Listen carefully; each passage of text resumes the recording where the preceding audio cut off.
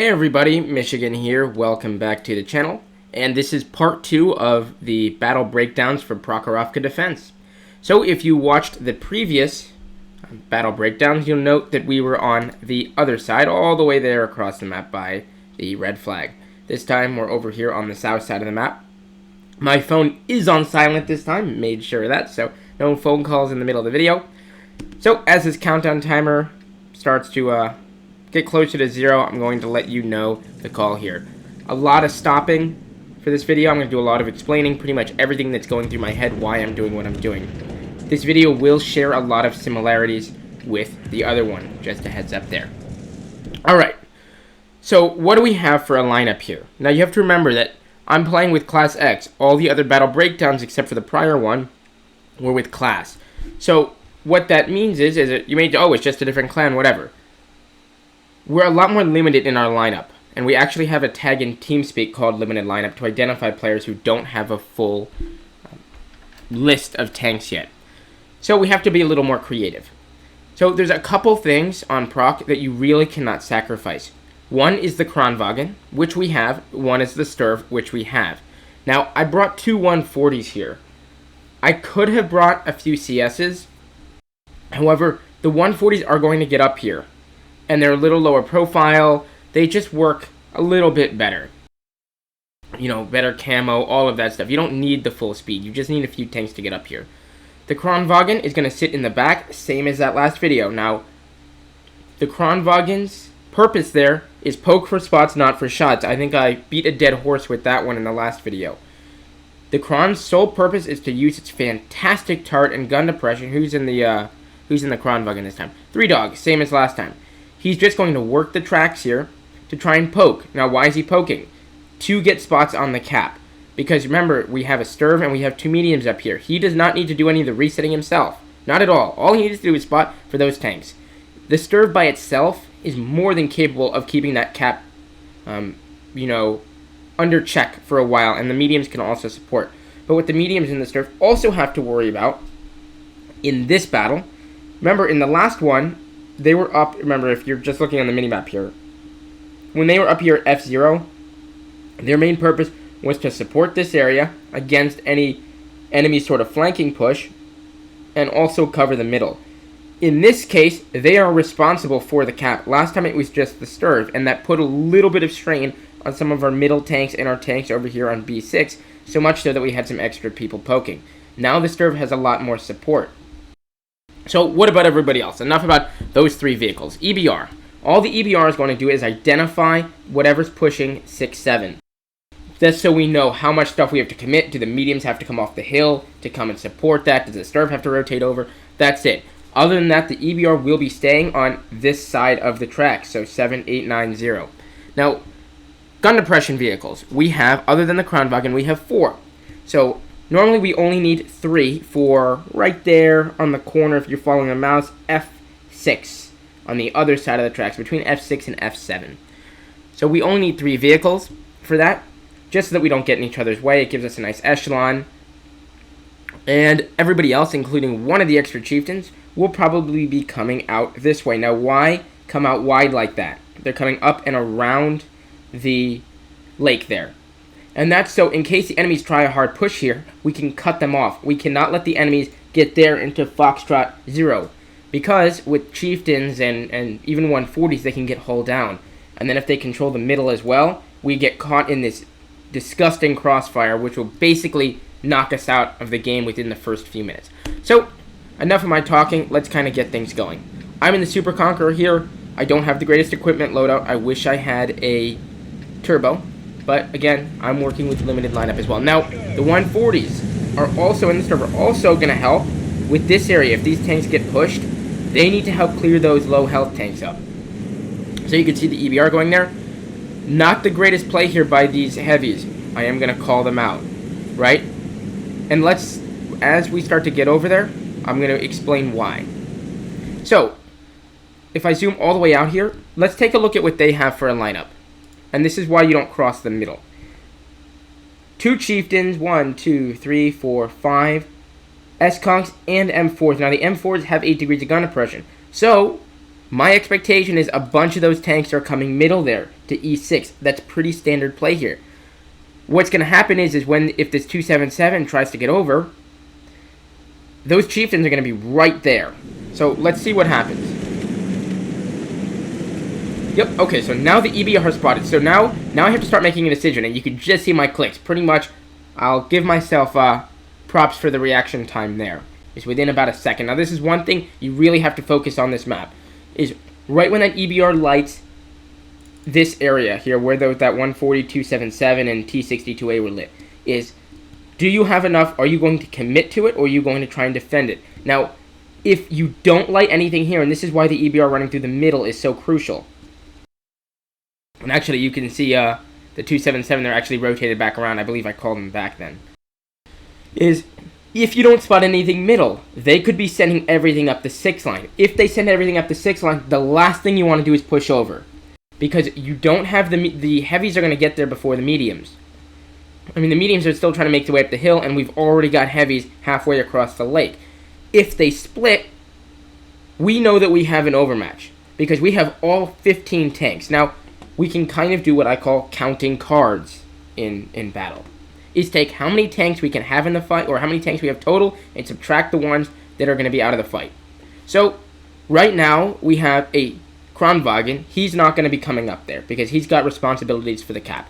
The Sturv is not going to get down there get involved in the fight. The EBR probably shouldn't.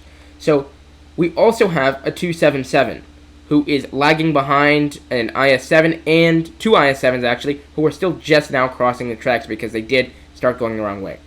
So that's about 6 vehicles. So best case scenario, we have 9 currently that are on target to move there. So they have 3 vehicles, 4 lit in the field. They have a Sturv. I don't think the Sturv is going to cross the tracks. So that's another one we don't have to deal with. That's 5 that aren't on the tracks. The EBR, we already lit him. The 113, the other tanks could be over there. So that's 5. So they could have 11. Worst case scenario, we could be 9 tanks matched up against 11. But we do have these tanks coming in the rear, and they could come help us out. So enough of that blabber. I'm going to take the gamble here, because that EBR probably would have lit anything else coming there. It looks like it's just those 3 tanks. And that is a misplay. If you look right here what happened.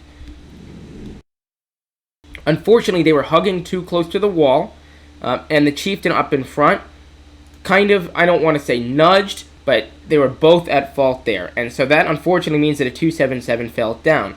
If you do not need to hug the water like that. In fact, it's actually less efficient. Just go straight across. No need to hug all the way around, because you really want to be getting into the buildings up there at about Echo 8, Echo 9. Let's keep it rolling. So, in the meantime, myself, King Cooper, and J-Train are all going to hang out in the middle area here. And we're going to take a look here and kind of watch one of the big mistakes happen. So, right now, here's what I'm looking at. I have got an IS-7 who mistakenly came with the chieftain. So, he's moving out, so he's not over there. We got 277 who fell in the water. That's another tank that's not going to make there in time. We got a 277 and an IS-7 who are behind. We have the 2 140s who still aren't up the hill, which makes that a 3-on-3, which is not what we want. So that's actually going to cost us a little bit. But it's important that we just get in there and clear those vehicles. So Kermit's going to get in there and start dealing with that first tank. Now we have an AMX over here. So that's going to be the job now of the 140s once they get set, to start keeping those tanks off of us. So they've used the Inspire in the ditch. A little bit of a jerking motion there from the replay. That's not great. Alright. Now the enemies have realized what's going on. They realize that we're taking advantage. So if I were the enemy team, I know I'm overmatched over here. I would tell those tanks to hang on as quickly as possible. Or not as quickly as possible. As much as possible. Keep the enemy tanks occupied, or keep our tanks occupied, and then take the overmatch. So remember, if you overmatch the enemy team in one area, they're going to probably overmatch you in another area, and that's why you need depth of fire. So what is our depth of fire here? Well, we have 2 layers. Well, actually, we have 3 layers, technically. Yeah, pretty much 3 layers. We have the 3 frontal vehicles. These are the ones taking the brunt of the assault. We then have 2 supporting squads. We have the Kranwagen, and then we have the Sturv and the mediums. Now the mediums currently are occupied trying to shoot into the ditch. But what this means is even if they run over the first group, you have tanks supporting in the rear that can cover you and clean up those one-shots. So the enemy, now we have most of our tanks in there. Unfortunately, now that we still had the IS-7 who's late, and the 277 just managed to climb his way out of the puddle there. So now we're going to go into first person. And I know those tanks are coming here, so I'm going to drop Artie. They're going to push through it. I actually probably should have dropped it a little bit back. And now what do you focus here? What's the goal? Because normally you would say, shoot the low health tank. But when you're being pushed like this, and you don't easily have shots at the 1 health tanks, or the low health tanks, you want to be shooting that first vehicle. Now why shoot the first vehicle? That AMX is going to be the first one over to us. If we don't kill him, he's going to get around behind us, and we're going to start getting shot in the back. So by killing him, we can keep the battle in front of us for as long as possible. So I'm going to activate Inspire here in a second to try and boost our reload. You can see we're all focusing this AMX. Now, I'm trusting that those mediums are going to finish off that M4. Now, I am going to refocus my attention. Yes, I could have killed the M4, but I have 2 mediums. They have better alpha. I'm going to focus my attention on this Chieftain, because the Chieftain is the one trying to get around behind us.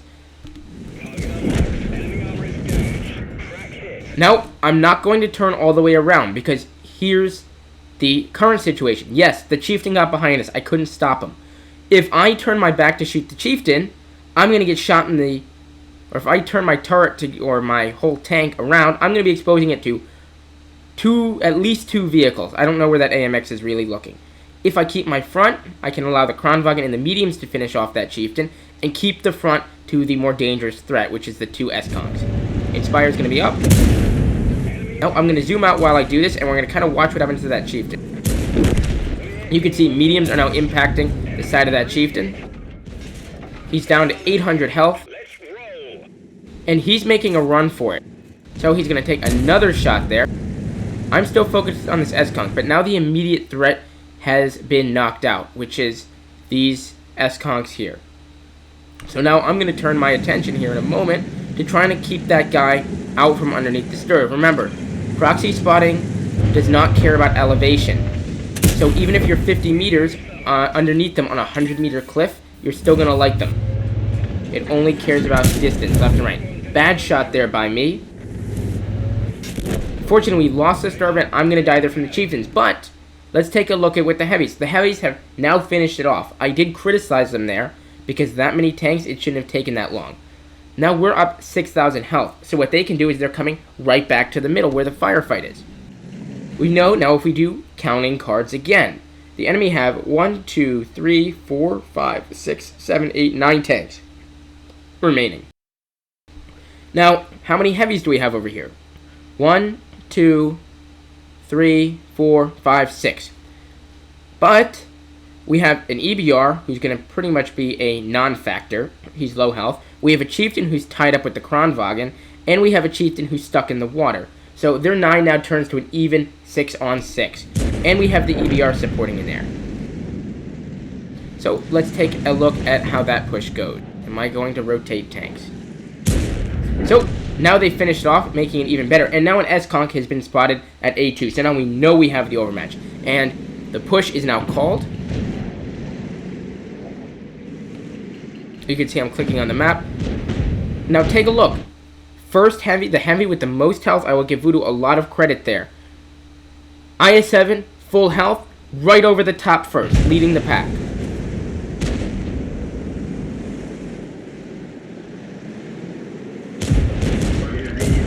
Now, one thing I don't like here from the heavies is, note we have Voodoo facing this way, we got Graveslave facing the other way, we got Tanker ramming into him, we got Charlemagne gonna ram into Joker.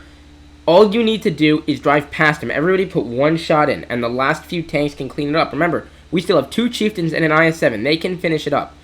They're all gonna ram into each other. Just keep going. Try not to circle vehicles. It's not worth it. Especially because you block it for your teammate. You're going to attempt to put the S-Conk on cap. Nice job there. And we're up 7 to 800. Now, the majority of the time, the enemies are going to push through this middle area. So, and they often do push over in this side too. This isn't an uncommon strat that we just ran up against. So, the best thing for you to do is to clear this back area as quickly as possible. Because if they committed more tanks to the middle, we would have been in much more of a predicament.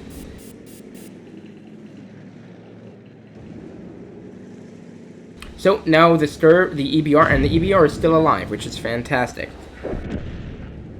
We're now going to look for that Sturva. I'm letting everybody know, go clean the Sturva. Fortunately, the Kron is having a little bit of trouble with the Chieftain. That's alright, he's got support incoming.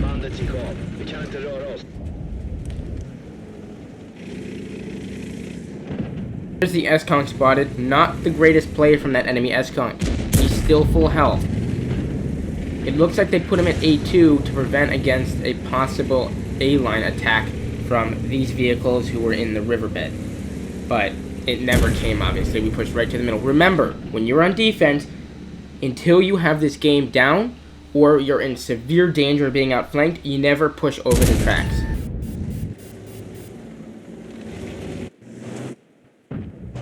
And we are up 12,000 health. Just that last S-Conk there.